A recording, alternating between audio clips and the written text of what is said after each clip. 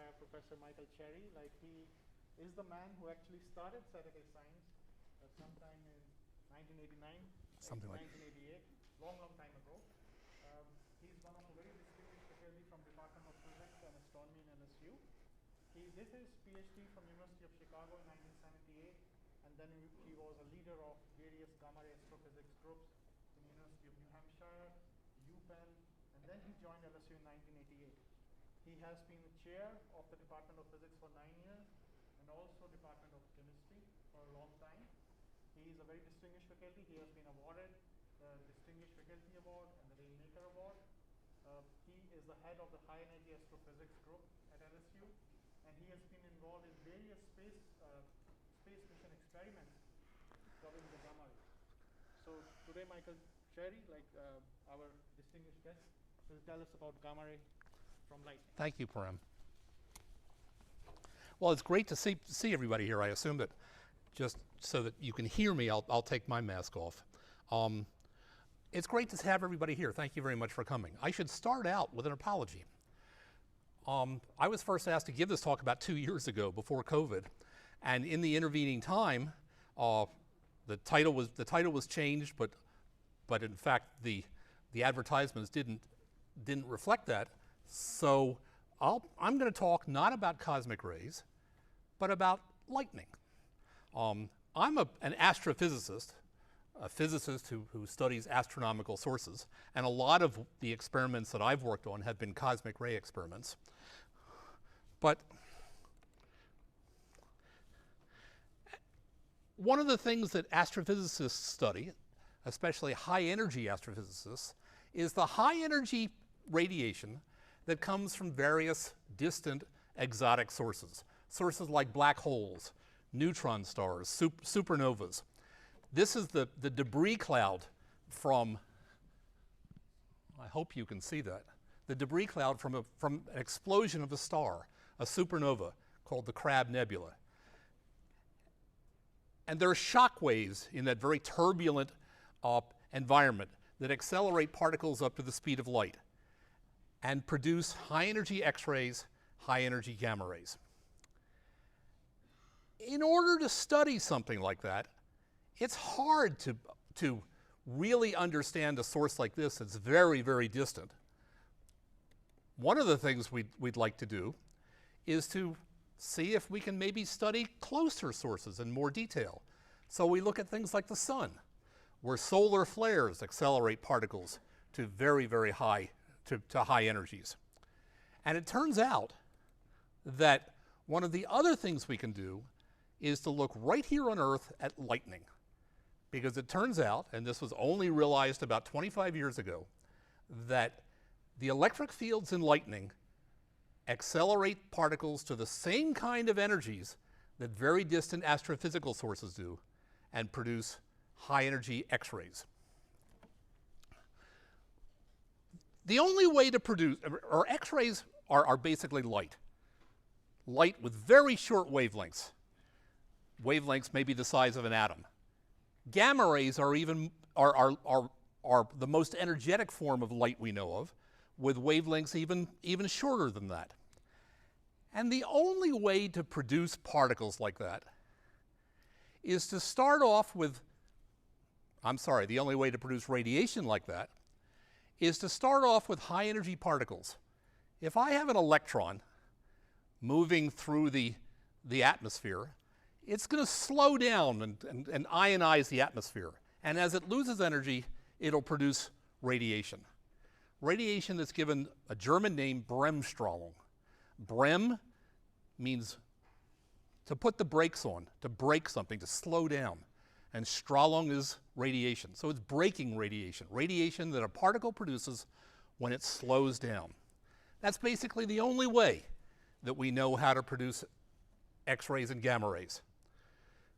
So in the early 90s, when we saw X-rays and gamma rays from lightning, what that told us was that high-energy electrons were being produced, completely unexpected.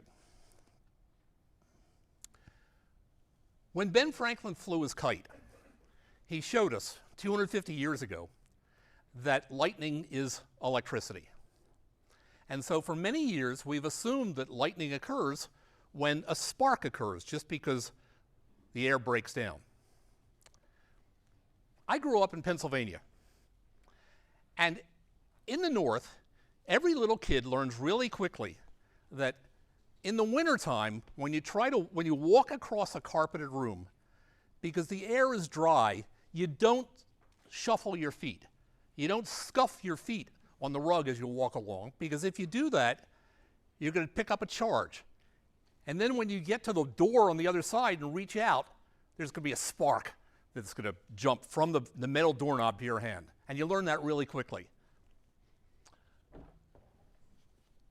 We've assumed that lightning is the same thing, that it's just a breakdown of the insulating properties of air.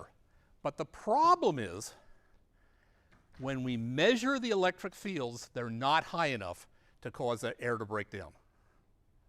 So in fact, when we first realized that high-energy electrons were being produced in lightning, that told us that maybe there was another way that we could explain how lightning occurs. We still don't really understand the details of lightning. But what I'm going to try to tell you about today is an experiment to try to really understand just how lightning is formed and what it has to do with very high-energy particles in the Earth's atmosphere. So, in the mid-90s, there was a spacecraft experiment called Batsy, the Burst and Transient Source Experiment. We know that astrophysical sources, black holes, neutron stars, supernovas, produce high-energy radiation, and they produce, and they're constantly burping and changing and producing flashes of light. Sometimes they'll get bright for a month at a time, sometimes for a week at a time or a day. Frequently for just a few seconds at a time, we'll see flares and bursts of radiation. Batsy was looking at those. But what Batsy saw, unexpected, was some bursts of radiation only about a millisecond long, a thousandth of a second. And they saw these things. Is it dark enough here for you to see that? Yeah. They saw these things, these bursts of radiation. Here's a signal over about 100 milliseconds. It's basically noise and background. Let's see if I can find this cursor. There. Background here, and then all of a sudden, the signal jumps up and basically saturates the detector for about a thousandth of a second. They saw these things as they were passing over regions of the Earth where there's a lot of lightning. This was the first catalog that Batsy produced. So on the top, you can see where the events occurred, and on the bottom, in the red, you can see regions where there's a lot of lightning. And that connection was realized immediately. Very soon after that, there was another experiment, another satellite mission called RESI, which showed exactly the same kind of thing with much better data. We've seen thousands of these events now. And we can correlate them with individual lightning flashes. Bob Holtzworth at the University of Washington is a person who a number of years ago established a worldwide network of radio antennas to measure the radio signal that comes from lightning flashes. There are now several commercial networks too that measure lightning. A couple of years ago, I was at a football game at LSU.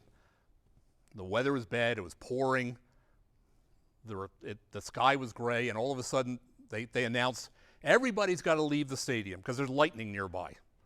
And so for about an hour, everybody stood underneath the stands waiting for the lightning to go away. And the reason that they could make that announcement was that the athletic department is tuned into some of the commercial radio networks that monitor for flashes of radiation and can determine where and when lightning is occurring. What we've seen is that when we correlate the radio signals with the gamma ray signals, what we see is that the gamma rays we're seeing are coming from specific high current strokes of intense lightning. So how does the thundercloud work? Whoops. So if you get high enough up in the atmosphere, then things are going to start to freeze. And so water droplets are going to start freezing and forming hail. Grapple is what it's called. And the hail, the grapple, is heavier than the water molecules, so the hail tends to drop down a little bit. The water molecules will rise, and it turns out that the water molecules are charged positive, and the hail is charged negative. So what happens is that you get a separation of charge in the cloud. You get a positive layer up here, you get a negative layer here, and if there's enough of a charge difference and enough of an electric field, then lightning can be produced.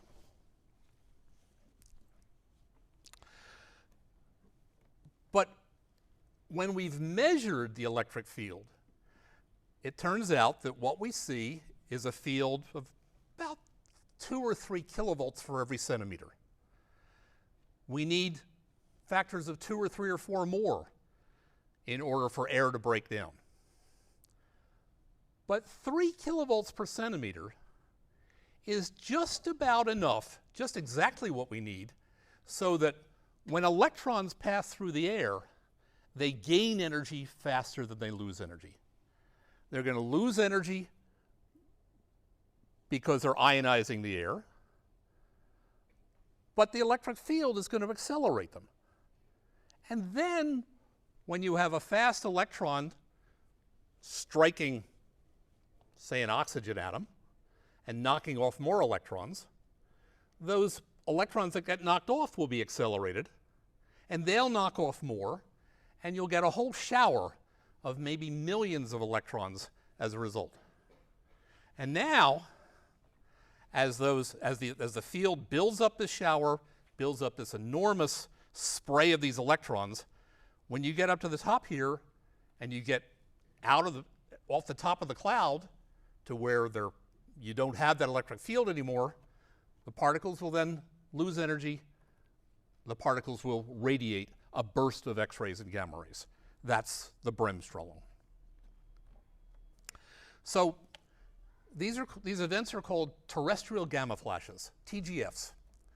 They've been seen from space. There have been several thousand of them seen from space. And if you're in space above it, what you're looking at is upward going lightning.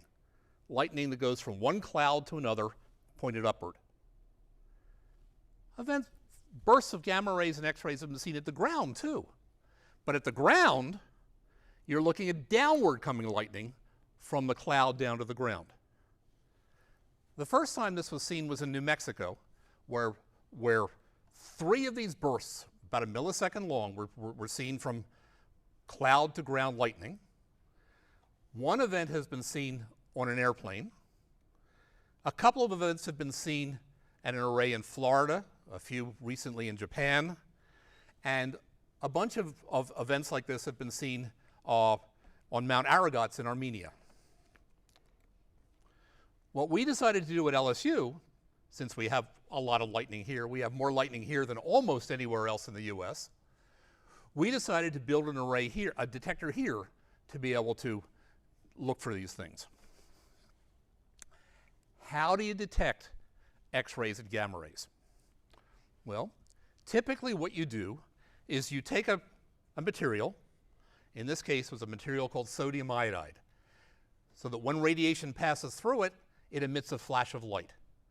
And if we collect that flash of light, then we can count the X-rays and the gamma rays that come through. So at the bottom here, you can see a sheet of sodium iodide, about 8 inches or so on a side. There's just a sheet of lucite, just a plastic light pipe that collects the light. The whole thing has aluminum foil wrapped around it to reflect the light and keep it in. And that's wrapped with black insulating tape to keep all the outside light out and keep it dark on the inside. And then at the top, there's a light collector called a photomultiplier tube. So we build up several boxes, each one with 3 of these detectors in it. These are just encased in foam and styrofoam just to serve as some insulation. They were mounted in some waterproof boxes and put on several rooftops on the LSU campus, separated by about a half mile or so. And here was one of the first things we saw. So on this third plot, what you can see, there we are, is lightning starting out at about noon at about 80 kilometers away. And the storm moves closer until at about 6 p.m. it's right overhead. The density of clouds overhead peaks right at that point. In other words, the sky was dark, got dark and gray. And the lightning flash rate within 5 miles all of a sudden jumped up to about 4 or 5 lightning flashes per second. That's a lot of lightning.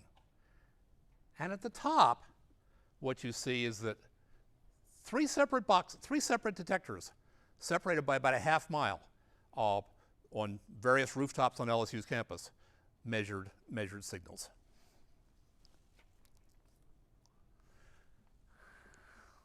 So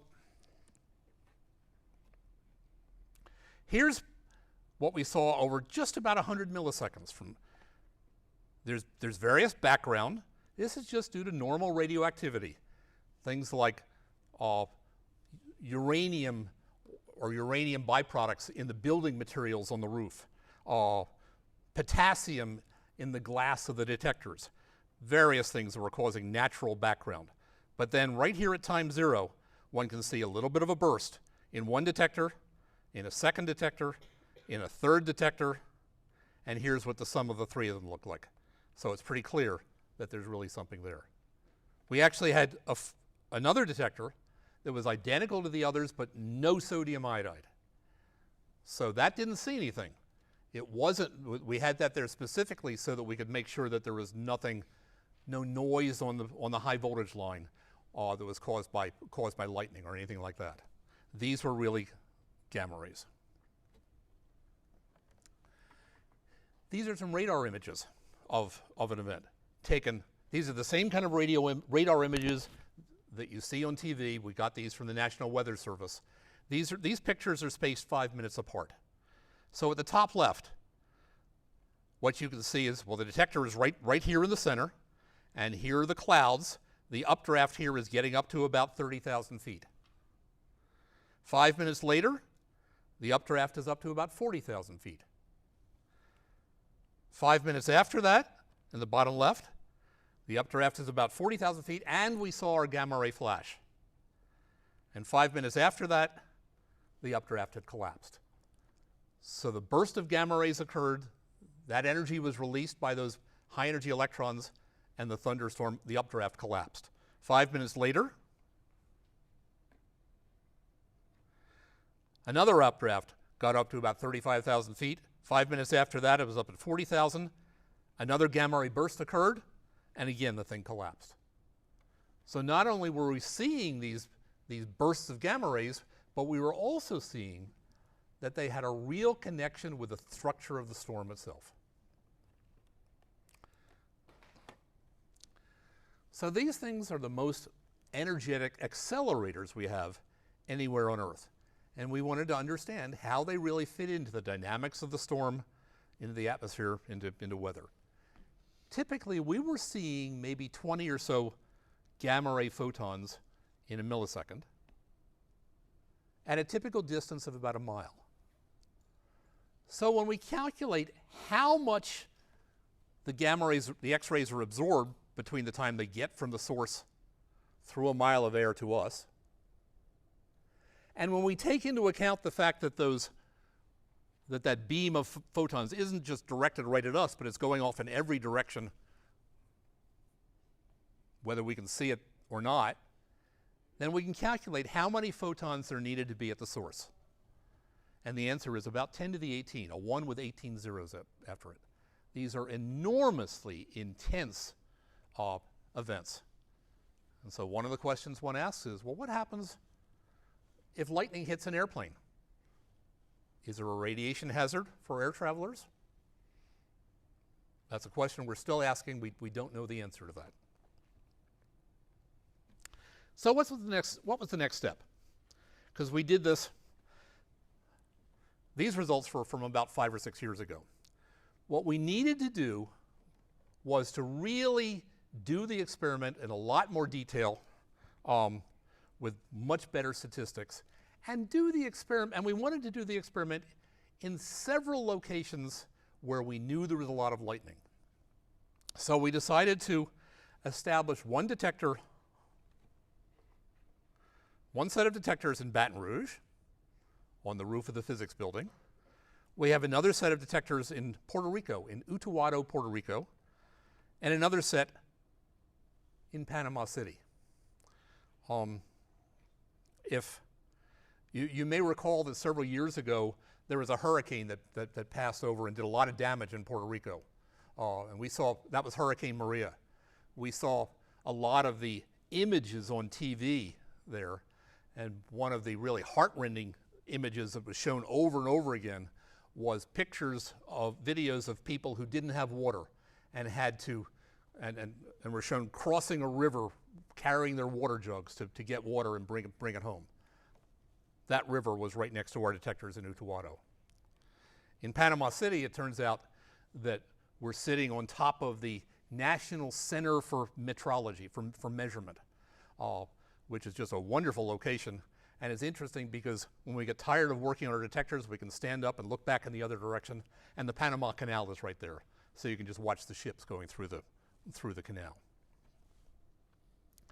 But in Puerto Rico, here's a map of the island, and the numbers show the intensity of light, the frequency of lightning strikes. So thunderstorms come in from the Atlantic. They come in carried by the trade winds from the east. They hit the eastern part of the island and dump all the rain there, and so the rainforests are right along the eastern end of the island. And then it turns out that there's a line of mountains across the center, across the spine of the island. So those mountains direct the storm from east to west, building up turbulence as they go, and it turns out that over here on the west side is where the lightning is most intense. And we located our detectors right here in the middle of this area of high intensity.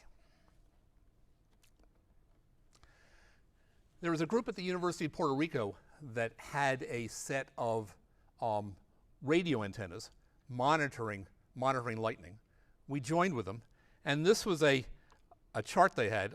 I hope to have a movie here showing this. It turns out that the computer is down and I can't get to it. But these solid points are the places where they have their radio antennas. And so at this point in the morning, you can see a few flashes of lightning out in the ocean. As the day progresses, here's the lightning that they're seeing through 24 hours. And at about 3 o'clock in the afternoon, during the rainy season, the lightning all of a sudden intensifies. Every afternoon, and it especially intensifies right over this western part of the island where we were sitting. I'll get back and show you some pictures of that location in just a moment. But here's what the detectors look like. Remember, for the first detector, we had some sheets of sodium iodide, some thin sheets about like that. Here what we're using is a different material. Bismuth germanate is a material that has a lot more sensitivity to gamma rays. We have some rectangular detectors, about a foot long, about an inch on the side, and a light collector on each side. The whole thing wrapped in aluminum foil. Everything is just put inside a PVC pipe, which keeps the light out. There were 6 of these put into one detector box, and so you can see these 6 PVC pipes, and all of our electronics is over here. There are currently 2 of these detector boxes that are running up on the roof of Nicholson Hall, the physics building on campus. In Utuado, in Puerto Rico, the location we chose was on the roof of one of the campus buildings, a roof where there was good visibility all around, security, and lots of lightning. So in December of 2015, I went down with a crew of mainly students. There were 3 LSU students and 2 Xavier students who came down with us. We spent about a week there, spread everything out in a laboratory, actually a chemistry laboratory in the classroom building, because we were there during Christmas break when there were no classes. And by the end of the week, we had 10 detector boxes up assembled and running. So here again are our 6 PVC pipes with the bismuth germanate scintillator and the phototubes inside, and all of our electronics. So this is looking down one side of the building. You can see 4 of the boxes here, and there's a lightning antenna looking for the radio signal. So on the left, you can see just a Google Earth view of the building, and I hope you can see those 10 white dots here, 5 along one side of the roof, 5 along the other side.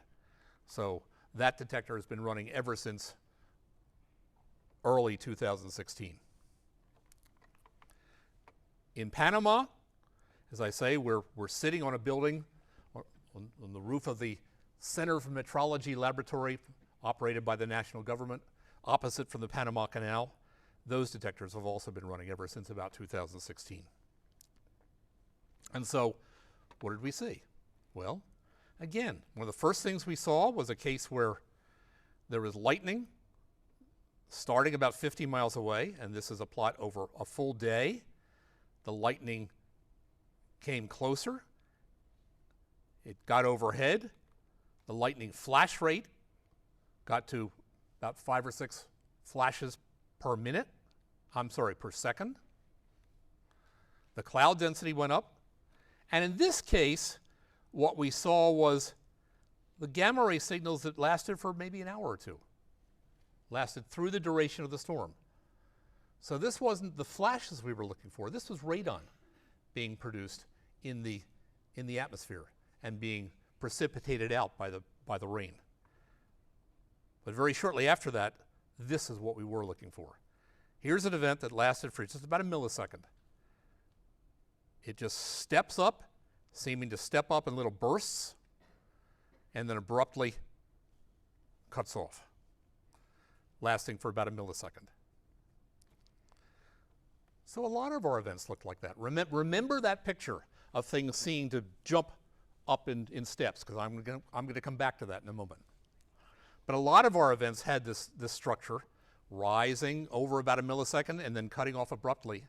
And the triangles here are the times when the radio signal occurred.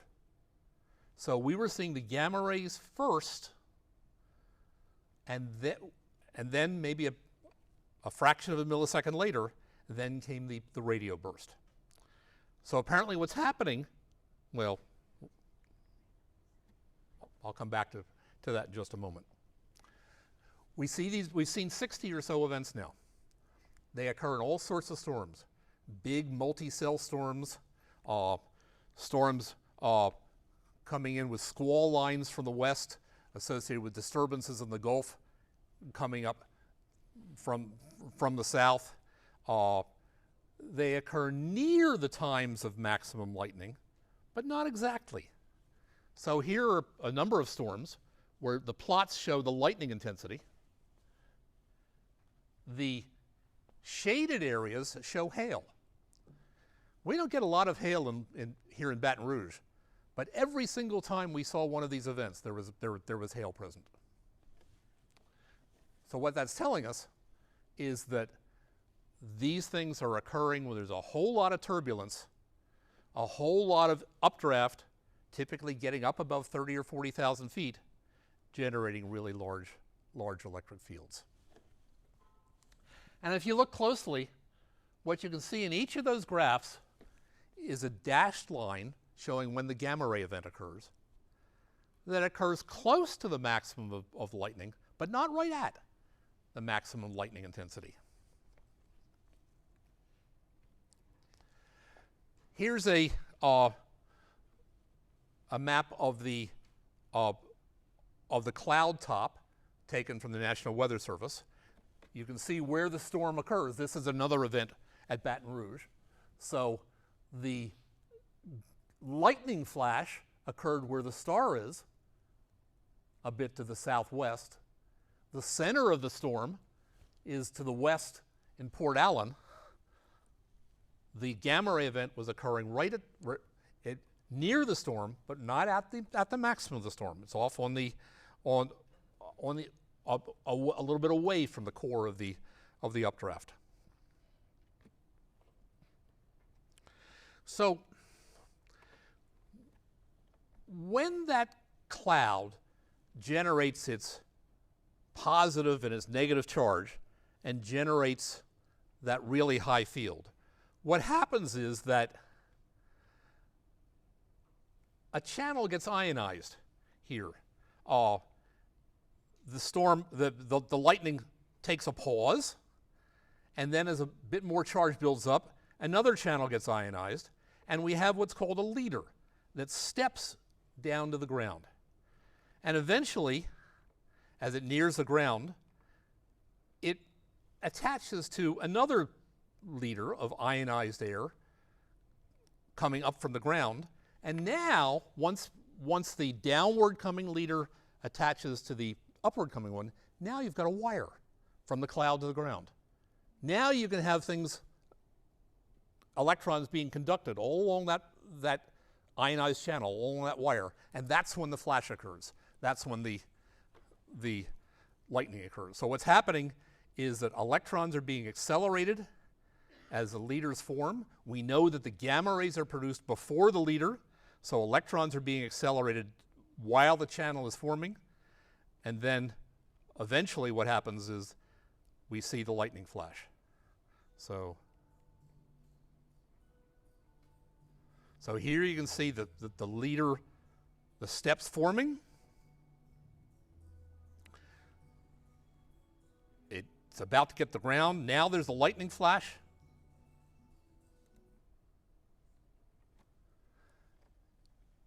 We have always thought, as I said at the beginning, that this is due to just a discharge, the electrical breakdown of the air. What we're seeing now is that, at least in some events, electrons are being accelerated to the speed of light. Those electrons are causing the ionization that's generating these. And so the thought is that, in fact, it's accelerated electrons accelerated by the high fields that are actually causing the leader channels to develop. Okay.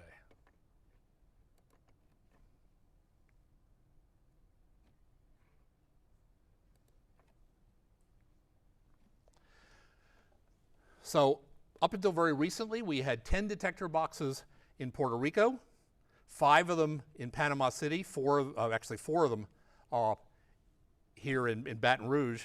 Earlier this summer, I went down with a couple of students. We removed the boxes from Panama City and Utuado and shipped them back here. So we're now in the process of setting them all up here at Puerto Rico, setting them all up here at LSU, and we'll continue running to really to generate a good deal more data.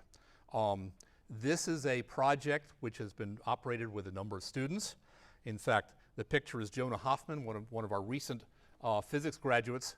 Jonah came down with us, or has been down to Puerto Rico several times, and went down on the expeditions to Panama to set up the detectors there. It turned out Jonah was really, really good at climbing palm trees to gather coconuts for us. But at this point, I'll stop. What I've tried to do is to tell you a little bit about the world's most sensitive detector on the ground for detecting these things, and our efforts to really try to understand what lightning looks like. So I'll stop there. Thank you very much.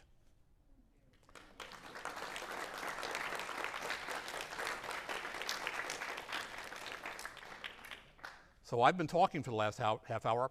Are there any questions?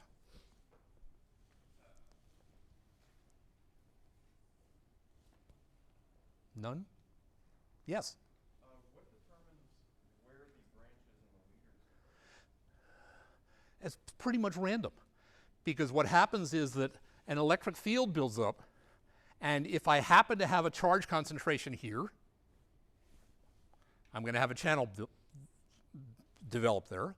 And now what will happen is that the whole thing pauses. You can see those lightning strokes go in steps. The thing pauses until another local concentration of charge develops, and you get another leader or leader step, and so forth.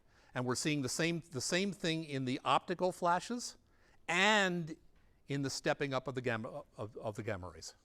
But exactly the details of that is really pretty much random. Yes. Why do the bursts? Why do they happen, but not at the main part of the storm? Why do they happen not at the main part of the storm? Why do they happen when a little bit off to the center of off away from the core, and why do they happen not exactly when the lightning rate is the maximum? And we think what's happening there is that if you have too much lightning, if you have lightning really frequently, then that dissipates the field and dissipates the charge. Only when the lightning slows down a little bit does the electric field have time to grow to the point where the electrons are accelerated. So we're still trying to understand the details of that, but that's what it looks like is happening. Anybody else? Yes. How long does that process take? How long does the process take? The whole thing takes a few milliseconds, a few thousandths of a second. So those pictures, that video I showed you of the lightning, that was really high-speed photography, about 7,000 frames a second. And the whole development of the storm takes only a small fraction of a second.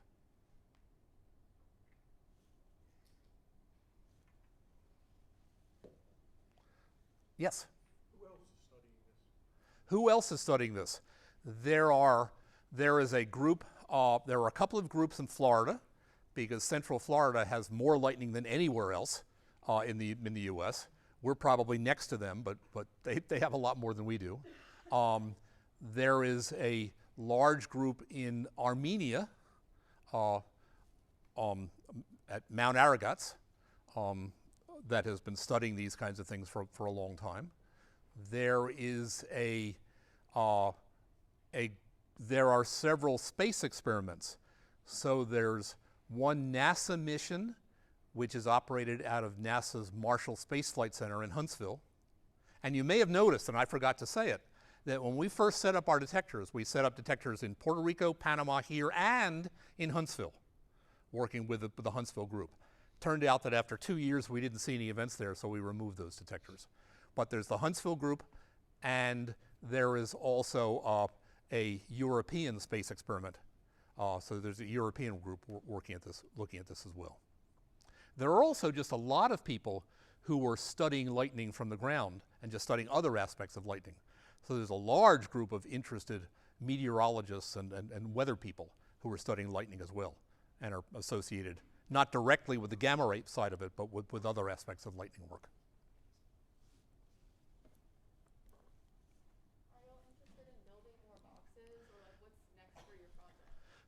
At this point, we are not planning on expanding. What we need to do at this point, what we've done at this point is to measure what's happening in 3 separate locations where there's a good deal of lightning.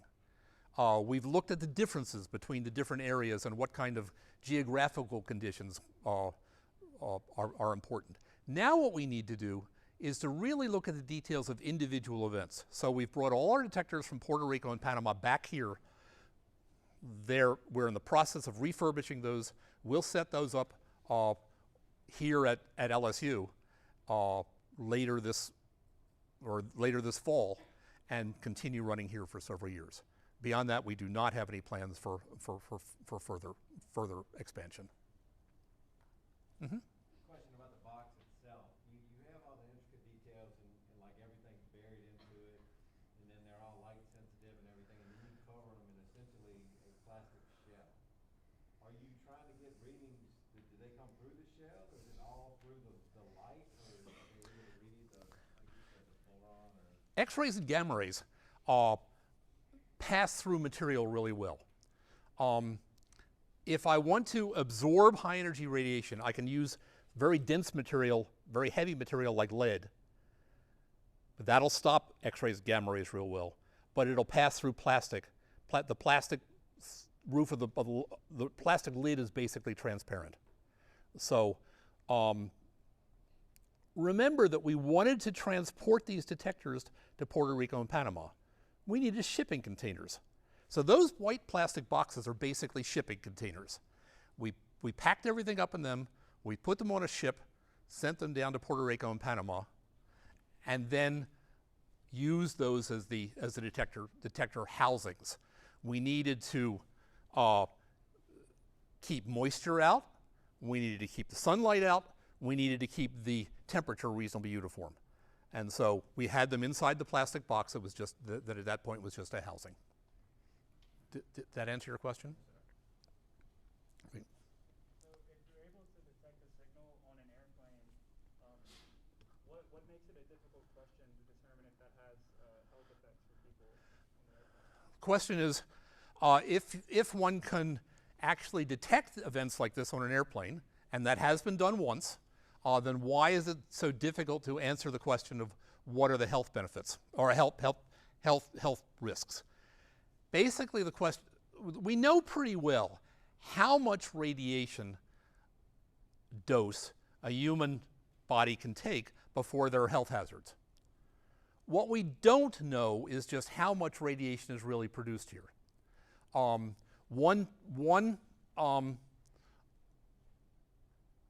measurement simply was not enough to do that. This measurement actually came from an event that occurred about 10 miles away. So by that point, the event had become pretty well attenuated in traveling through 10 miles of atmosphere. What actually happens when the lightning strikes the plane? We don't know that. And we can't really tell from an event 10 miles away because we don't know if the event was just a very narrow beam that was directed right at the detector, or was it dispersed and going off in every direction so we only saw a fraction of it? We need to understand the details of how these things are beamed, whether they're tightly beamed or whether they go off in all directions. We don't even understand that yet.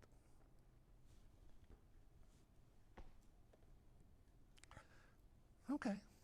Well, then I guess that's pretty much it. So thank you very much, everybody. So